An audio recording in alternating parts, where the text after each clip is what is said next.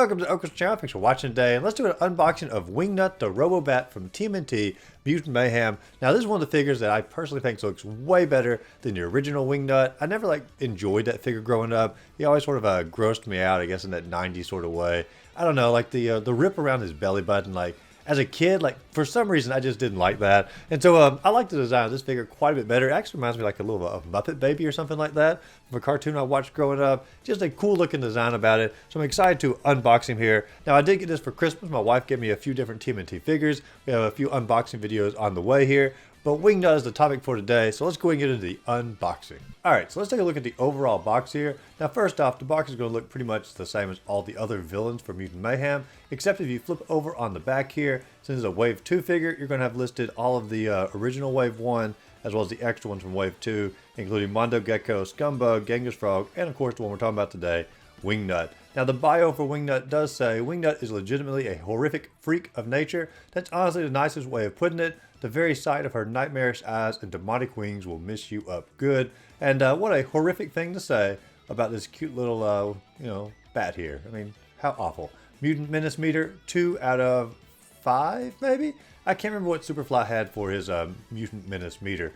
Now, as you look at the front here before we unbox him, the one thing I don't like about the packaging is it makes the wings look like they are fairy wings behind Wingnut. But if you look down at the bottom, you can already see the wings attach into the back from the bottoms. So you're going to get the actual look of Wingnut here. I'm really excited to see how the figure looks with the wings done. More like a gargoyle or I guess bat, since we're doing a mutant bat here. Let's go into the actual unboxing.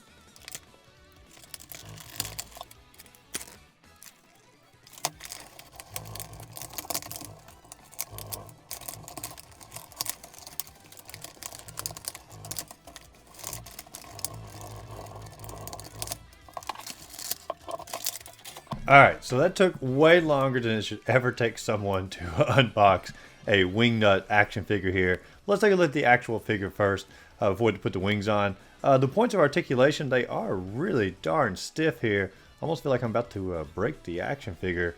Does that point actually go up or not? I actually don't think it does. I think it just rotates left and right there. Let's try it one more time here. I hate to break it. Yeah, that point does not go up. So it just goes left and right, I believe. I just have trouble believing that, but possibly so. This arm here also goes, this is a very stiff action figure. We broke that one loose a little bit, perfect. This one goes up and down, so that means this one has to go up and down. It just simply needs a little bit of possible working on it to get it going here.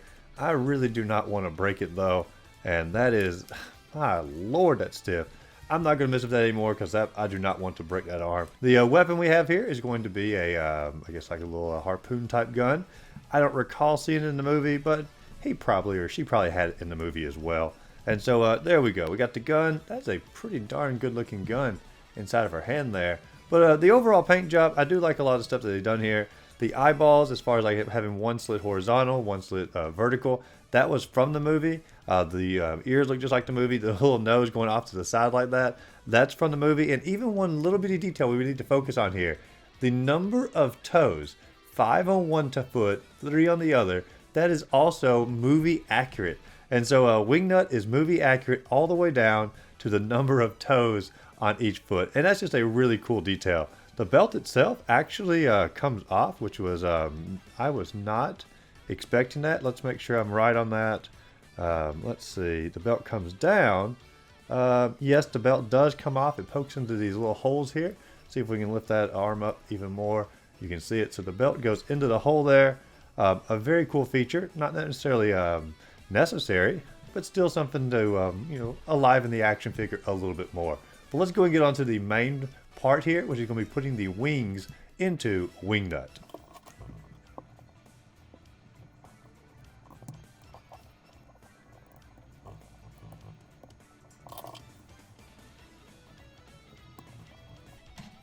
Alright, that one fit in just perfectly. The first one I had a little bit of trouble with. Let's try it again here.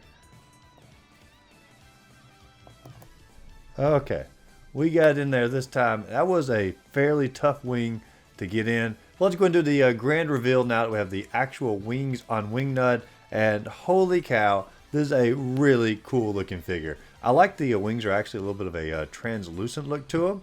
And the details on Wingnut are just pretty much par none here. Not only is it a cool looking figure to display, but the amount of effort that they went through to make him look just like he did in the movie is pretty phenomenal here.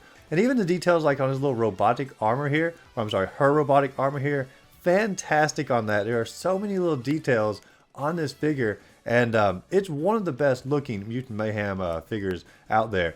I was able to finally get this particular limb sort of broken loose here, so it does move. I still can't get the shoulder part to rotate very well like it does on this arm, and so I'm not sure what's going on with this particular joint, but there's something a little off about that. As far as like all the other joints on her go, you can of course do the legs here. You can rotate the feet as well, the knees, the thighs, and even on the arms here, rotate the hands over, rotate at the elbow joint, the shoulder joint. I mean, the points of articulation, even Wingnut's head gets to move back and forth as well. The points of articulation on Wingnut are pretty fantastic. If they really wanted to go above and beyond, they could have made it where the wings like sort of flap. But hey, I mean, that would be going way too far. Excuse me. That'd be going way too far for probably a $10 figure here. Honestly, the Mutant Mayhem figures have done a really fantastic job of just doing a lot of points of articulation, really good design, and I am excited to actually display Wingnut on the shelf here.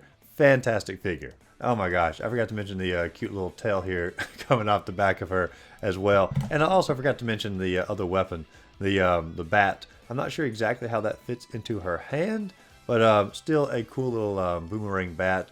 Or maybe just a little pet bat to go along with Wingnut. Cool little addition. Alright guys, so there's the full unboxing of Wingnut. I'm excited to display her on the shelf. I think she makes a great addition to any TMNT collection. Even if you're not a huge fan of Mutant Mayhem, I feel like it's just a really cool looking, unique Wingnut figure, and in my opinion, an improvement over the original Wingnut. And for $10, the quality of the figure you're going to get here, as far as like points of articulation, overall design matching the movie, I really don't think you can do any better for the price point that the Mutant Mayhem figures are hitting on. If you enjoyed this video, be sure to like and subscribe to the channel. Check my other videos listed up above, and go out there, find a great game to play. Simply have a great rest of the day.